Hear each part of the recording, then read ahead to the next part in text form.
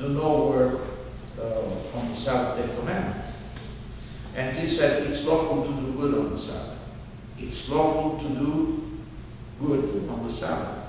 Now, it's interesting that Jesus healed the sick man on the Sabbath. The Pharisees got mad and accused him of violating God's commandments.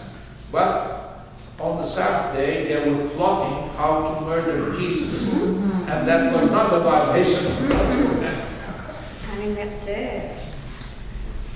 They forgot that the sixth commandment says, don't kill. So, see, it's easy to see the sin of others and overlook your own shortcomings. It says 42:1 FF. What's this FF? Pardon me? 40, Isaiah 42. Huh? Follow. FF following? Yeah, verses 42:1 and following verses. Oh, 42:1 and following. Following. Okay, second page, Matthew 13:14. Okay, Jesus taught in parables. Why? Now Matthew says Jesus taught in parables to fulfill a prophecy. Actually, I believe it fulfilled the prophecy of Psalm 78 verse 2, where it says, I will open my mouth in parables. Now, of course, why did Jesus teach in parables? To make them understand. Yeah, two things. Like the parables illustrated points of truth. Like often when I prepare a sermon, I try to find an illustration. Sometimes I don't succeed to find an illustration for every major point of truth. Often I succeed. But then I find out years later, people remember the illustration. People remember the illustration. And Jesus spoke in parables so that people could understand His truth and not forget it. It sticks in their mind. Especially when those parables were taken from everyday life. Like the soil went out to sow. Some of the seeds fell among rocks. Okay, and could not have deep roots, and they withered and died. Some fell on the trodden path, and they couldn't penetrate the soil. The birds came and ate them up, and others fell in fertile ground and yielded good fruit. And then he says, he applies these to three different people who hear the gospel.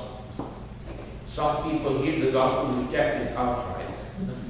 Others accept it, but they don't grow, and then after a while, their faith dies. And the third, they nourish their faith, and their faith grows and blossoms. So Jesus used parables to illustrate His truth. But in doing so, He fulfilled the prophecy of Psalm 78, verse 2. But what it says, Isaiah 6, 9 through 10, the one Matthew 13, 14. Yeah, that's Isaiah 6, 9 through 10. That's another one, but I believe Psalm 78, verse 2 is the stronger fulfillment. What do you mean by prophecy of the stubbornness?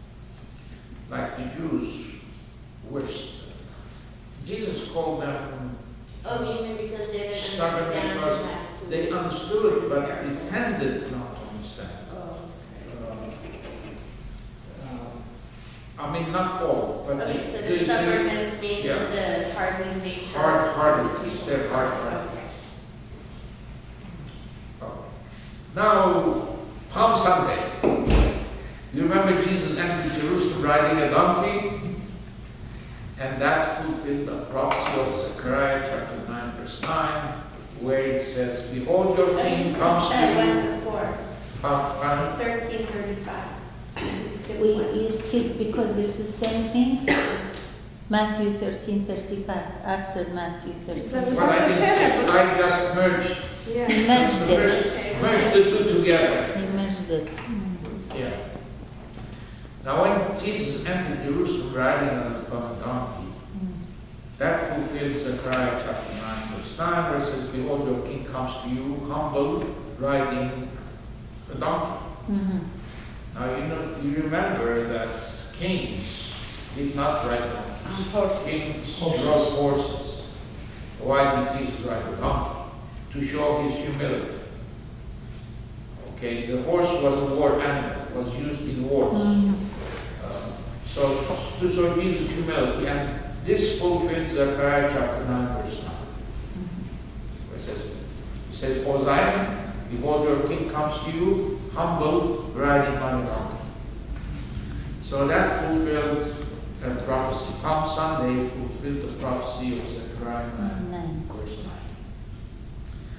The other one, when Judas betrayed Jesus, Peter tried to defend Christ. He pulled out his sword and he cut off the ear of the high priest's servant. Now, this is one point that most people forget. Most people don't notice.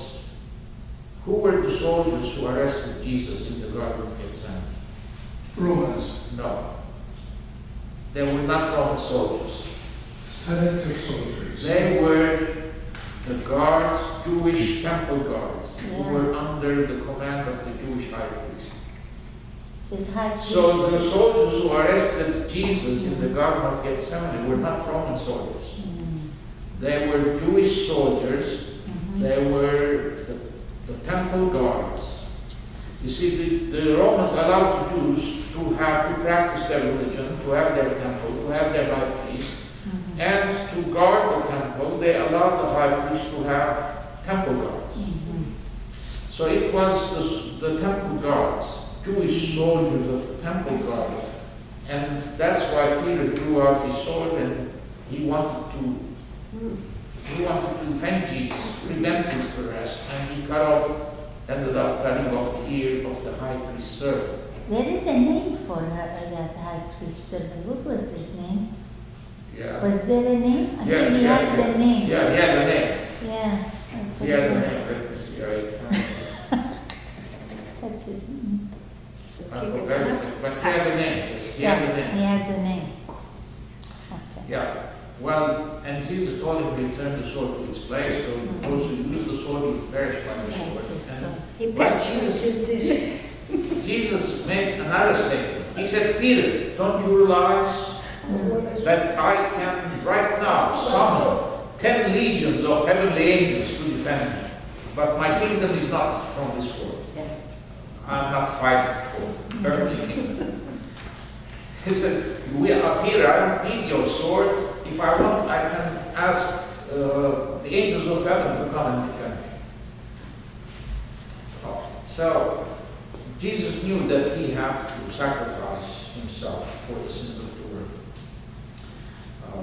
And that fulfilled a biblical prophecy that Jesus had to die for the sins of the world. He didn't try to escape death, and he didn't want Peter to defend him. His mission was to come and die for us.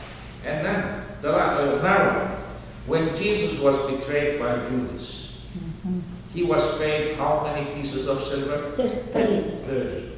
And do you know 30 pieces of silver was the price of a slave? Slavery was legal in those days. If you went to the slave market and wanted to buy a slave, the average price was 30 pieces of silver. So if you paid 30 pieces of silver, you bought a slave. You For could life. buy a slave. For life. So Jesus was betrayed by Judas for 30 pieces of silver, the price of a slave. And this was, of course, this fulfilled the prophecy of Zechariah chapter 11, verses 12 and 13, where it also says the money was thrown to the potter. You know, Judas